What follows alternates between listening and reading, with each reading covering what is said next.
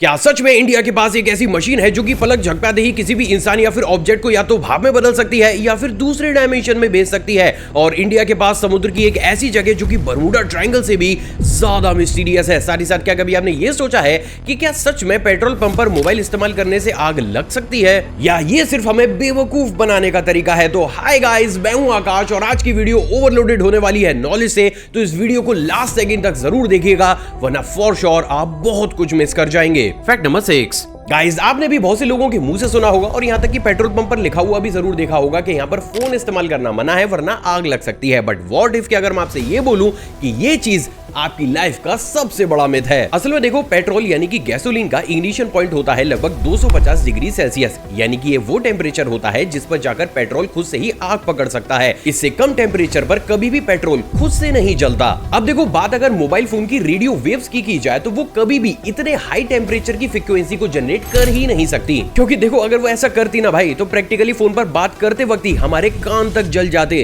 अब सबसे दिमाग खोल देने वाली बात यह है भाई साहब कि पूरी दुनिया में हमें अभी तक भी एक सिंगल प्रूवन केस ऐसा नहीं मिला है जिसमें किसी भी पेट्रोल पंप पर आग का कॉज मोबाइल फोन हो। Even US federal communication commissioner और UK health and safety executive department दोनों ने ये तक भी ऑफिशियली कंफर्म किया है that there is no confirm incident where a mobile phone has caused a petrol station fire. तो अब अगर ये चीज पूरे ही तरीके से गलत है तो आखिर ये मिथ इतने बड़े स्केल पर फैला कैसे? असल में देखो गाइस, इसके पीछे का असली जो विलन होता है ना वो आपका मोबाइल फोन नहीं बल्कि स्टैटिक इलेक्ट्रिसिटी होती है। असल में देखो, जब भी हम सिंथेटिक कपड़े पहनते हैं या फिर कार की सीट से उठकर बाहर की तरफ जाते हैं तो क्या होता है, कपड़े और हमारे बॉडी के बीच में फ्रिक्शन जनरेट होता है जिसकी वजह से हमारी बॉडी के अंदर इलेक्ट्रॉन्स का ज्यादा बिल्डअप हो जाता है। और उस कंडीशन में जब भी हम किसी भी मेटलिक चीज को छूते हैं तो हमें लगता है एक छोटा सा इलेक्ट्रिक शॉक। और ये चीज देखो आपने ना बहुत बड़े स्केल पर रिसेंटली फेस भी करी होगी, क्योंकि ये इंसिडेंट उस समय काफी ज्यादा बढ़ जाता है जब वेदर में मॉइस्चर कम होता है। अब देखो, उस केस में अगर पेट्रोल भरने वाला इंसान पंप के नोजल को छूता है या फिर आपके कार या फिर बाइक की जो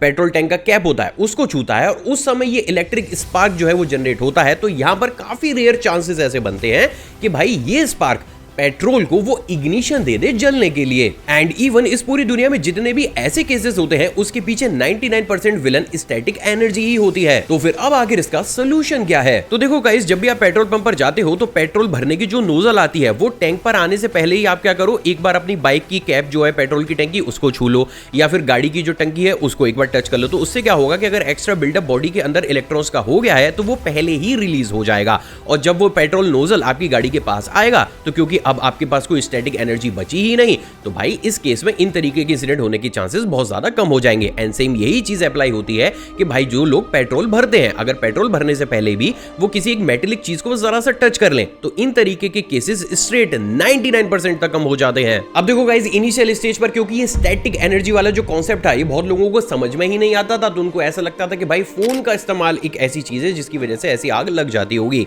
बट भाई साहब, पूरी दुनिया में एक भी प्रूवन केस ऐसा नहीं है। Fact number 5। गाइस, ये चीज तो आपने 100% नोटिस तो जरूर करी होगी कि जब भी हम कई नई जगह पर जाते हैं या किसी नए घर में जाते हैं तो सब कुछ ही नॉर्मल होता है, लोग अच्छे से बातें कर रहे होते हैं, माहौल बिल्कुल ही मस्त होता है, लेकिन फिर भी हमें अंदर से एक अजीब सी बेचैनी हो रही होती है। मतलब हमें अंदर से ऐसा लगता है यार कि मेरी आंखें तो यहाँ पर कुछ भी नहीं देख पा रही है, लेकिन मेरा दिल बार बार ये बोल रहा है कि ब्रो यहाँ पर बहुत ज्यादा नेगेटिव वाइब है और हमें तुरंत ही यहाँ से निकल जाना चाहिए। तो अब एक क्वेश्चन सबसे बड़े स्केल पर खड़ा होता है कि क्या वास्तव में हमारा दिमाग उन चीजों को भी सेंस कर सकता है जिन्हें प्रैक्टिकली हमारी आंखें कभी देख ही नहीं पाती? चलो आज इसे डिकोड करते हैं। तो देखो गाइस, सबसे पहले बात करते हैं एक अमेजिंग से कॉन्सेप्ट की जिसको कहा जाता है कीमो सिग्नल्स। असल में देखो, जब भी कोई भी इंसान कोई भी स्ट्रॉन्ग इमोशन को फील करता है, मान के चलो वो रो रहा है, बहुत गुस्से में, बहुत ज्यादा स्ट्रेस में या बहुत बेचैन है, तो उस कंडीशन में उस इंसान का शरीर अलग अलग तरीके के केमिकल्स को रिलीज करता है। अब इंटरेस्टिंगली ये कंपाउंड सिर्फ उस इंसान के अंदर ही रिलीज नहीं होते बल्कि ये हवा में भी मिक्स हो जाते हैं। साल 2012 में एक साइकोलॉजिकल एक्सपेरिमेंट में कुछ पार्टिसिपेंट्स को एक डरावनी फिल्म दिखाई गई और उसके ठीक बाद उन लोगों की पहनी हुई टी शर्ट को दूसरे लोगों को सूंघने के लिए दिया गया। और भाई साहब, आप ही जानकर दंग रह जाओगे, लेकिन उन्होंने वो टी शर्ट जैसे ही सूंघी बिना किसी कॉन्टेक्स्ट के उन्होंने भी उस डर को महसूस किया, जिससे एक बात पूरी तरीके से प्रूफ होती है कि इंसान की इमोशनल एनर्जी फिजिकली भी ट्रांसफर हो सकती है और वो दूसरे लोगों को बिना किसी कॉन्टेक्स्ट के फील भी हो सकती है। तो अब जरा सोचिए कि सिर्फ अगर एक कपड़ा ऐसा कर सकता है तो एक रूम या फिर एक जगह जहां पर बार बार नेगेटिव एक्सप्रेशन जो है वो बहुत बड़े स्केल पर जनरेट हो रहे हैं, वो जगह प्रैक्टिकली किस तरीके की एनर्जी को होल्ड करती होगी। इवन बहुत सी साइकोलॉजिकल रिसर्च का तो ये भी मानना है कि बहुत सी ऐसी जगह जैसे कि हॉस्पिटल वार्ड्स, क्राइम सीन या फिर पुराने घर एक तरीके की इमोशनल मेमोरी को भी रखते हैं। और यही वो रीजन होता है कि जब भी हम इन जगहों पर जाते हैं, भले ही हमारी आंखें कुछ भी ना देखें, लेकिन हमारा सबकॉन्शियस माइंड उस एनर्जी को पिक कर लेता है। लेकिन इस चीज की एक ऐसी डार्क साइड भी है जो कि साइलेंटली बहुत से लोगों को किसी भी काम का नहीं छोड़ती। असल में साल 2017 में यूनिवर्सिटी ऑफ टेक्सास में एक रिसर्च को कंडक्ट किया गया, जिसमें 400 वॉलंटियर्स को अलग अलग जगह से उठाकर एक ऐसी जगह पर बैठाया गया जहां पर लोगों के बीच अक्सर झगड़ा हुआ करते थे और ज्यादा नेगेटिविटी स्प्रेड की जाती थी। इंटरेस्टिंगली सिर्फ 4 महीने के अंदर ही रिसर्चर्स ने यह देखा कि उन सभी वॉलंटियर्स ने अपनी लाइफ में कुछ भी कर गुजरने का जो भाई वो इमोशन या मोटिवेशन होता है ना, वो पूरे ही तरीके से खो दिया है। और यहां तक कि वो कुछ भी अच्छा या फिर बेहतर करने की बजाय नेगेटिविटी को अप्रिशिएट कर रहे थे। जिससे एक बात तो पूरे तरीके से क्लियर हो जाती है कि आप अपनी लाइफ में जो कुछ भी काम कर रहे हो वो उतना ही इंपॉर्टेंट होता है जितना इंपॉर्टेंट ये होता है कि आप उसे किस माहौल में कर रहे हो। और देखो गाइस, इसका सबसे अच्छा एग्जांपल हमें गूगल और माइक्रोसॉफ्ट जैसी बड़ी-बड़ी कंपनीज में भी देखने को मिलता है, जहां के माहौल को ज्यादा हैपनिंग और अच्छा रखा जाता है ताकि लोग ज्यादा से ज्यादा क्रिएटिव हो सके। अब देखो गाइस, जहां तक मुझे लगता है कोई भी दूसरा क्रिएटर आपको ऐसी नॉलेज या फिर ऐसी स्टैट्स नहीं देगा जो अभी आपके सामने आए हैं। तो देखो, अब आपके पास एक बहुत बड़ा एडवांटेज है। अब इस एडवांटेज का यूज आप कैसे करते हो गाइस, ये टोटली आपके ऊपर है। फैक्ट नंबर 4, गाइस जरा सोचिए कि आप एक शिप में बैठे हुए हो और मिडिल ऑफ द ओशन अचानक से जीपीएस सिग्नल ही गायब हो जाए, कंपास उल्टा दिखाने लगे और रडार पर कुछ भी विजिबल ना हो। सोचकर ही रोंगटे खड़े हो रहे हैं ना। वेल, मैं आपको ये बता दूं कि रिसेंट टाइम में ये सारी ही चीजें स्ट्रेंजली बर्मुडा ट्रायंगल के पास नहीं बल्कि भारत के वेस्टर्न कोस्ट से सिर्फ 1000 किलोमीटर की दूरी पर ही हो रही है। असल में रिसेंटली पर्शियन गल्फ में बहुत सी शिप्स और एयरक्राफ्ट ने इस चीज को रिपोर्ट किया है कि जैसे ही वो इस एरिया से गुजरते हैं, उनका जीपीएस सिग्नल पूरे ही तरीके से डिस्टर्ब हो जाता है। और नॉट जस्ट कि थोड़ा बहुत, प्रैक्टिकली उनके जीपीएस सिस्टम का दिमाग पूरे ही तरीके से भाई साहब आउट हो जाता है।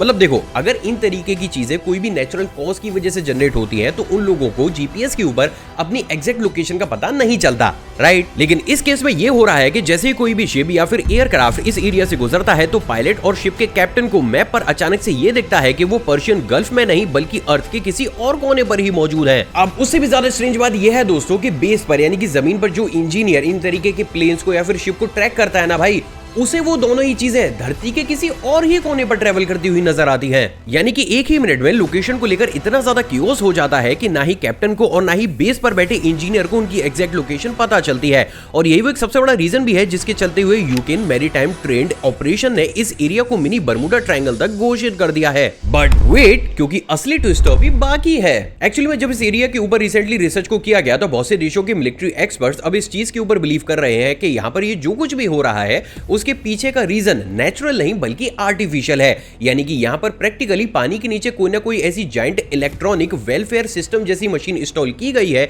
जो कि इंटेंशनली रेडार और जीपीएस डेटा को भ्रम में डाल रही है। लेकिन इंटरेस्टिंग बात यह है दोस्तों कि समुद्र के जिस एरिया में ये सारी ही चीजें हो रही हैं वहां पर इतनी ज्यादा जायंट और महंगी मशीन को इंस्टॉल करना भाई किसी भी कंट्री के फेवर में है ही नहीं। और प्रैक्टिकली यही चीज अब इन सारे इंसिडेंट्स को मिस्टीरियस बना रही है। प्लस क्योंकि ये लोकेशन भारत के वेस्टर्न कोस्ट के काफी ज्यादा पास है तो ये चीज हमारे देश के लिए भी काफी ज्यादा कंसर्निंग है। और इसलिए भी अब बहुत ही जल्द डीप सी के अंदर जाकर ये देखा जाएगा कि भाई पानी के नीचे ऐसा क्या ही मौजूद है जो कि प्रैक्टिकली अचानक से हमारे कम्युनिकेशन को इतने बड़े स्केल पर डिस्टर्ब कर रहा है। फैक्ट नंबर 3, गाइज आपके भी वॉलेट में रखे हुए 10, 50 या फिर 100 के नोटों को आप सभी पेपर करेंसी के नाम से जानते हो, राइट। लेकिन क्या आपको पता है कि इस करेंसी में भाई साहब पेपर तो होता ही नहीं है। जी हाँ, आपने बिल्कुल सही सुना।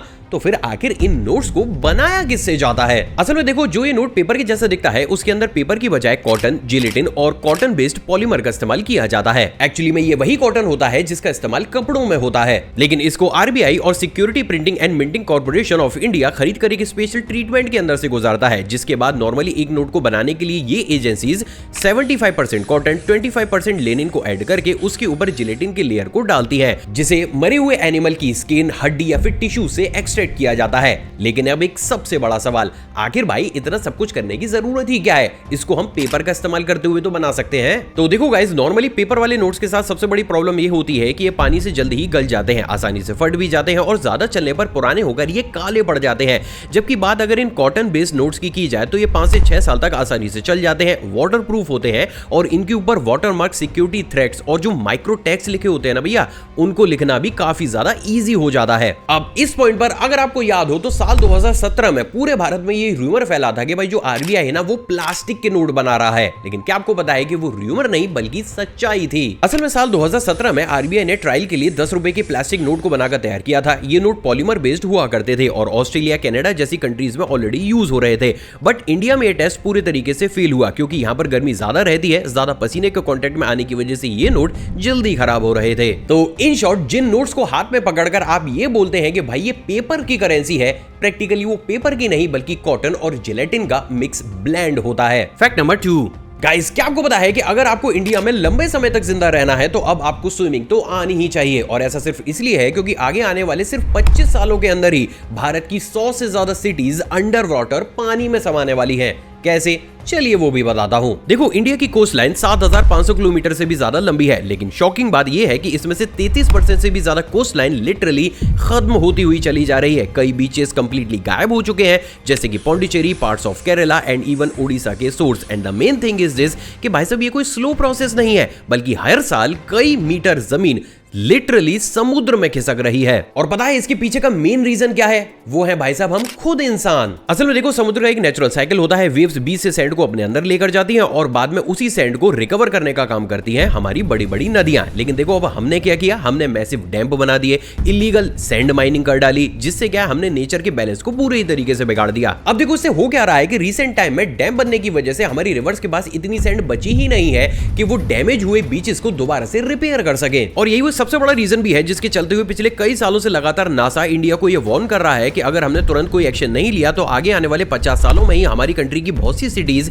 समुद्र के पानी में समा सकती हैं। और देखो इसका इनिशियल इंपैक्ट भाई साहब हमें दिखने भी लगा है। असल में पौंडीचेरी का एक फेमस बीच हुआ करता था जिसका नाम था प्रोमेनाडे बीच, जो कि एक टाइम पर टूरिस्ट मैग्नेट था, लेकिन आज वहां पर सिर्फ रॉक्स और कंक्रीट ही दिखाई देते हैं, ना कोई बीच, ना कोई soft sand. And even Goa के तो कुछ कोस्टल एरियाज बहुत ड्रेस्टिकली गायब तक होते हुए चले जा रहे हैं। बट अफसोस इस प्रॉब्लम की बात करने का टाइम ना भाई लिटरली आजकल किसी के पास भी नहीं है। एंड इवन बात अगर नॉर्मल हमारे और आपके जैसे आम लोगों की जाए तो भाई हमारे तक तो इंफॉर्मेशन कभी पहुंचने भी नहीं दी जाती। लेकिन क्योंकि आप माय इंडिया फैमिली के मेंबर हैं तो फाइनली अब आप हमारे देश की इस रियलिटी को भी जानते हैं। फैक्ट नंबर 1, गाइस जब भी बात हाईटेक और सीक्रेट टेक्नोलॉजी की जाती है तो हमारे दिमाग में यूएस, चाइना, रशिया और इजराइल जैसी कंट्रीज ही आती है। लेकिन हमारे देश भारत का क्या इस सेक्टर में हम वास्तव में काफी ज्यादा पिछड़े हैं या फिर सच्चाई कुछ और है लेकिन हमें बताई कुछ और जाती है? वेल गाइस, अब मैं ऐसा क्यों बोल रहा हूं, सिर्फ कुछ ही मिनट्स मुझे दीजिए और आपको ये बात पूरी तरीके से क्लियर हो जाएगी कि भाई इस लिस्ट में भारत पिछड़ा नहीं बल्कि वर्ल्ड में बहुत अच्छे खासे रैंकिंग पर रैंक करता है। साल 1990 इंडिया के बड़े बड़े साइंटिस्ट और दुनिया के बड़े बड़े रिसर्चर्स की जुबान पर बार बार हमें एक ही नाम सुनने को मिला जिसका नाम था प्रोजेक्ट वायु। पर ये था क्या और आखिर इसने पूरी दुनिया को हक्का बक्का कर कैसे दिया? तो देखो गाइस, साल 1990 के आसपास इंडिया के कुछ सीक्रेट डॉक्यूमेंट्स लीक हो गए जिसमें वेव मॉड्यूलेशन, प्लाज्मा फील्ड और वाइब्रेशनल कंटेनमेंट के प्रिंसिपल के आधार पर एक मशीन को बनाने का पूरा ही ब्लूप्रिंट मौजूद था। अब देखो गाइस, जैसे ये चीज हुई बहुत से लोगों को ये मशीन वेदर फोरकास्ट से रिलेटेड एक सिंपल सी मशीन लगी। लेकिन कहानी में सबसे बड़ा ट्विस्ट तब आया जब इन डॉक्यूमेंट्स को जर्मनी के एक मैगजीन के अंदर पब्लिश किया गया। असल में देखो गाइस, इन डॉक्यूमेंट्स के अंदर क्या किया गया था कि इस मशीन की वर्किंग को काफी ज्यादा तोड़ मरोड़ कर लिखा गया था, जिसकी वजह से बहुत से लोगों को तो ये समझ में ही नहीं आ रहा था कि भाई प्रैक्टिकली ये मशीन की वर्किंग भी है तो आखिर ये मशीन है क्या। लेकिन जब जर्मनी के रिसर्चर्स ने इन सारी प्रिंसिपल्स को सीक्वेंस में एक लाइन में सेट करके इस मशीन के बारे में जानने का ट्राई किया तो ये बात पूरे तरीके से क्लियर हुई कि ये मशीन एक ऐसी टेक्नोलॉजी को रिप्रेजेंट कर रही थी जो कि किसी भी चीज को एनर्जी फील्ड में बदल सकती है। यानी कि सिंपल लैंग्वेज में ये किसी भी ऑब्जेक्ट या फिर इंसान को या तो भाप बनाकर गायब कर सकती है या फिर ये उसे किसी दूसरे डायमेंशन में भी भेज सकती थी। अब इंटरेस्टिंग बात यह है दोस्तों कि साल 1990 के आसपास यूएसए और रशिया दोनों ही कंट्रीज पिछले कई सालों से इन्हीं तरीके की मशीन्स को बनाने का ट्राई कर रही थी, लेकिन वो इस मशीन के बेसिक प्रिंसिपल्स को भी नहीं बना पा रहे थे। लेकिन बात अगर इस इंडियन डॉक्यूमेंट की जाए तो यहाँ तो भाई साहब पूरी की पूरी वर्किंग को स्टेप बाय स्टेप मेंशन किया गया था। साल 2011 इजराइल से आया हुआ एक इंजीनियर जो कि इंडिया में किसी एक प्रोजेक्ट के ऊपर काम कर रहा था, उसने एक दिन कुछ देखा और उसने ऑनलाइन फोरम पर जाकर कुछ ऐसा लिखा। आज मैंने अपनी आंखों से एक कार को गायब होते देखा। ना वो कहीं गई, ना वो डैमेज हुई, बस वो गायब हो गई। इंटरेस्टिंग बात यह है दोस्तों कि जैसे ये फॉरम ऑनलाइन थोड़ा बहुत ही वायरल हुआ, तुरंत ही उस इजरायली इंजीनियर को उस प्रोजेक्ट से हटाया गया और उसको वापस इजराइल भेज दिया गया, जहां वापस जाकर उसने पूरी दुनिया को बार बार बताने का ये ट्राई किया कि इंडिया टेक्नोलॉजी के सेक्टर में वास्तव में कुछ ऐसा डेवलप कर चुका है जिसे अगर पूरी दुनिया के सामने ला दिया गया तो साइंस फिक्शनल मूवी भी हमें बच्चों का खेल लगेगी। साउंड्स इंटरेस्टिंग, लेकिन चलो एक बार को हम ये मान भी लेते हैं कि इंडिया ने इस तरीके की मशीन को डेवलप किया है जो कि इंसान या ऑब्जेक्ट को भाप बना दे या दूसरे डायमेंशन में भेज दे, बट प्रैक्टिकली ये सब काम कैसे करता है? तो देखो गाइस, हम सभी को ये पता है कि हमारा शरीर एटम से मिलकर बना है और हर एक एटम एक खास फ्रीक्वेंसी पर वाइब्रेट करता है। अब अगर इस फ्रीक्वेंसी को लगातार इतना बदल दिया जाए कि वो आसपास की दुनिया से आउट ऑफ फेज ही हो जाए, तो थियोरेटिकली वो शरीर या फिर बॉडी या तो प्लाज्मा बनकर भाप में कन्वर्ट हो जाएगी या फिर अगर क्वांटम फिजिक्स के हिसाब से चला जाए तो वो दूसरे डायमेंशन में पहुंच जाएगी। लेकिन इस कॉन्सेप्ट के साथ भी सबसे बड़ी प्रॉब्लम यह है कि अगर इसे हमें साकार करना है तो उसके लिए हमें एक स्ट्रॉन्ग मैग्नेटिक डोम की जरूरत होगी और वो एरिया या फिर डोम इतना ज्यादा स्ट्रॉन्ग होना चाहिए कि उसकी मैग्नेटिक फील्ड को हम आसानी से कंट्रोल भी कर सकें। लेकिन इतना हाईली मैग्नेटिक डोम आखिर बनेगा कैसे? वेल गाइस, इसके पीछे काम आती है इंडिया की एक दूसरी सीक्रेट टेक्नोलॉजी जिसके बारे में आपने 100% सुना तो जरूर होगा, जिसका नाम है प्रोजेक्ट काली। अब ये प्रोजेक्ट काली क्या है, ये इतने बड़े स्केल पर ऐसा क्या काम करता है, अगर आप चाहते हैं नीचे कमेंट सेक्शन में कमेंट कीजिएगा, मैं उसके ऊपर भी फुल डिटेल एक वीडियो बना दूंगा। अब देखो गाइस, ये जो काली मशीन होती है ये एक बार में इतनी इलेक्ट्रिसिटी को कंज्यूम करती है जितना तो हमारा पूरा उत्तर प्रदेश स्टेट नहीं करता। लेकिन इसके अंदर ये एबिलिटी मौजूद होती है कि कुछ ही सेकंड के अंदर एक स्ट्रॉन्ग मैग्नेटिक डोम को बनाकर तैयार कर लिए। और जब इलेक्ट्रॉन्स का वाइब्रेशन और मैग्नेटिक डोम भाई साहब दोनों का ही कॉम्बिनेशन बनकर तैयार होता है तो अकॉर्डिंग टू क्वांटम फिजिक्स हम एक एनर्जी की ऐसी टनल को बना सकते हैं जो किसी भी मैटर को या किसी भी ऑब्जेक्ट या फिर इंसान की बॉडी को भी एक जगह से दूसरी जगह दूसरे डायमेंशन में भेज सकती है। अब देखो गाइस, यहां तक की कहानी तो आपको पूरी की पूरी साइंस फिक्शनल ही लग रही होगी, बट व्हाट इफ कि अगर मैं आपसे ये बोलूं कि इस टेक्नोलॉजी के ग्राउंड लेवल पर हमें कुछ एविडेंस भी देखने को मिलते हैं। असल में साल 2014 से लेकर 2016 तक राजस्थान और एमपी के कुछ रिमोट एरियाज में लोगों ने ये रिपोर्ट किया कि उन्हें रात को अजीब सी रोशनी दिखाई देती है, जिसके बाद कुछ मशीन चलने की आवाजें आती हैं, लेकिन उस एरिया में सिक्योरिटी के चलते हुए उन्हें कभी भी एंटर नहीं होने दिया जाता।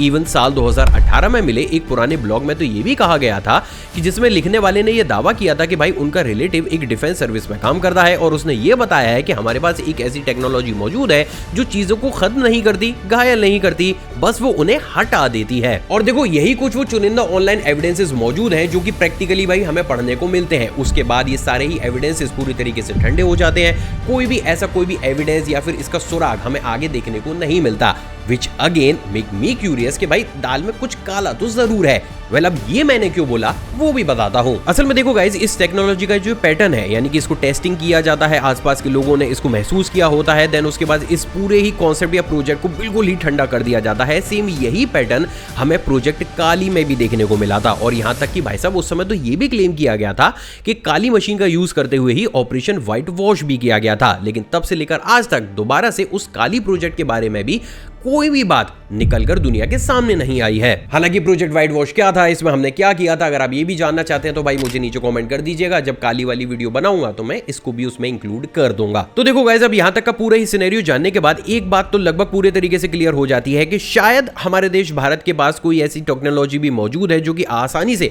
दुश्मन देश के प्लेन्स और वेपन्स को एक ही झटके में भाप बनाकर गायब कर सकती है। हालांकि देखो ये बात भी पूरे तरीके से सच है कि जो टेक्नोलॉजी है ये जरूरी नहीं कि सिर्फ इंडिया पर भी हो, यूएस और रशिया और बाकी की कंट्रीज भी बहुत ज्यादा आगे हैं। बट जो भी एविडेंसेस हमें मिले हैं उससे ये बात पूरी तरीके से क्लियर होती है कि अगर पूरी दुनिया में ये टेक्नोलॉजी एग्जिस्ट करती है तो भाई साहब इसका ओरिजिन हमारे देश भारत से हुआ है। वैसे आपको क्या लगता है, क्या प्रैक्टिकली ऐसी कोई मशीन मौजूद हो सकती है या फिर नहीं? नीचे कमेंट सेक्शन में मुझे जरूर बताइएगा। आई होप गाइज आज का एपिसोड आपको पसंद आया होगा और आपने ऑलरेडी इस वीडियो को लाइक कर दिया होगा। मुझसे इंटरेक्शन बढ़ाना चाहते हैं नीचे कमेंट सेक्शन में कमेंट कीजिएगा और अभी आपकी स्क्रीन पर आपको जो 2 वीडियोस दिख रही हैं भाई उसे भी चेकआउट कीजिएगा क्योंकि वो भी काफी ज्यादा इंटरेस्टिंग है। और हाँ, कमेंट सेक्शन में जय हिंद लिखना बिल्कुल भी मत भूलिएगा। जय हिंद।